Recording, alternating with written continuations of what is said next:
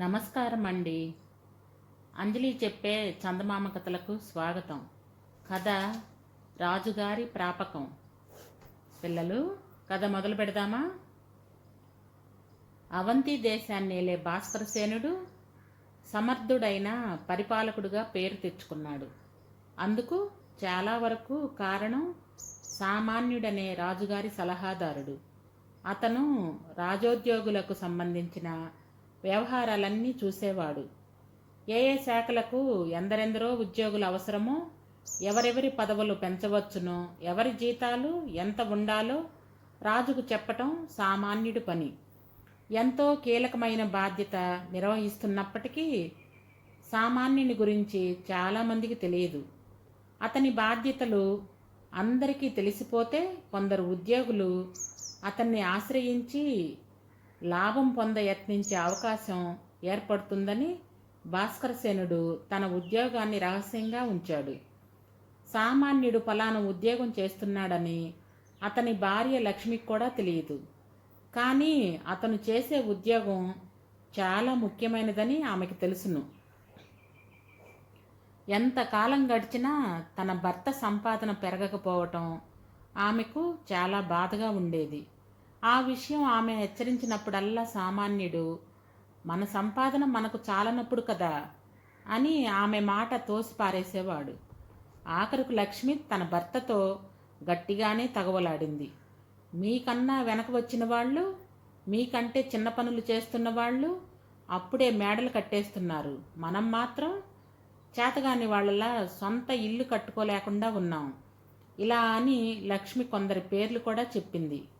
అయితే ఇంత స్వల్పకాలంలో వాళ్ళకంత డబ్బు ఎలాగొచ్చిందంటావు అని సామాన్యుడు అడిగాడు.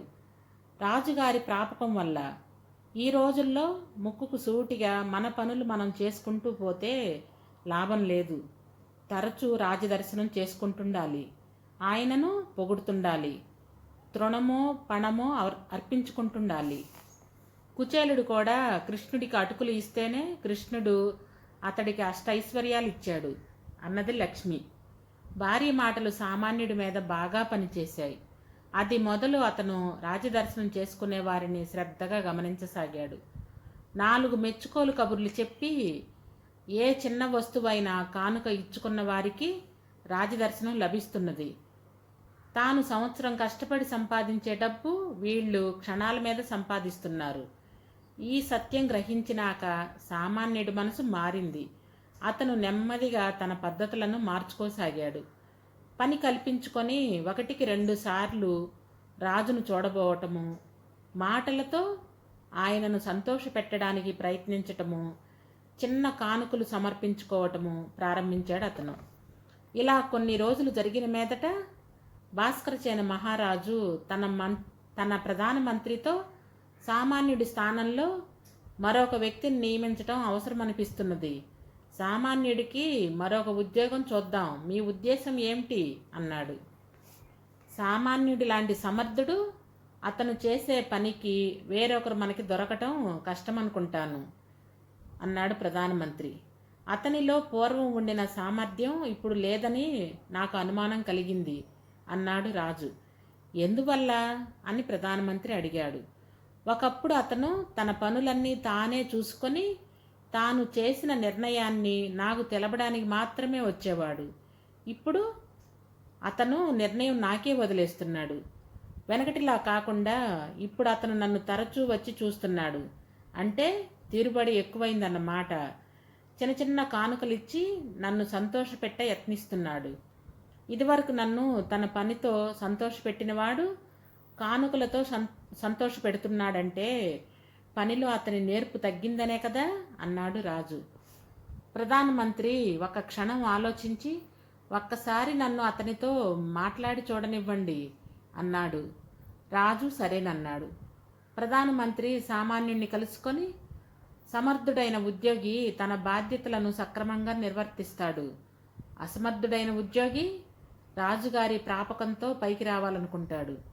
ఇటీవల నీ ప్రవర్తన చూసి రాజుగారికి నీ పైన నమ్మకం పోయింది. నీ ఉద్యోగం ఊడే పరిస్థితి వచ్చింది అన్నాడు. సామాన్యుడు తన బాధ ప్రధానమంత్రికి చెప్పుకున్నాడు. అంతా విని ప్రధానమంత్రి రాజుకు చెప్పాడు.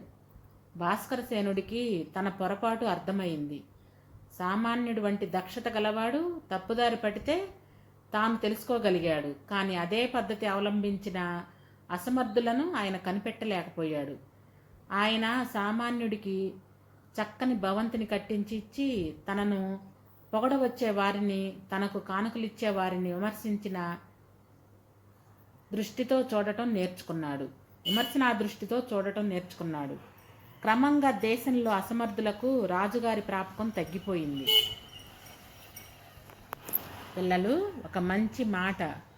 పైన చెప్పిన విధంగా కొందరు మన ముందు నటిస్తూ మనల్ని కానీ వేరొకరిని కానీ మనుషుల ముందు పొగడ్తలతో బురిడీ కొట్టిస్తారు. కానీ మనము నిజానిజాలు తెలుసుకొని తెలివితో మసులుకోవాలి. మనల్ని పొగిడిన వారు మంచివారు కాదు. ముక్కుసూటిగా ఉన్నది ఉన్నట్టుగా మాట్లాడేవారు చెడ్డవారు కాదు. కథ సమాప్తం. సబ్స్క్రైబ్ చేయండి, లైక్ చేయండి, షేర్ చేయండి. మీ అమూల్యమైన సలహాలు సూచనలు కామెంట్ రూపంలో తెలియచేయండి.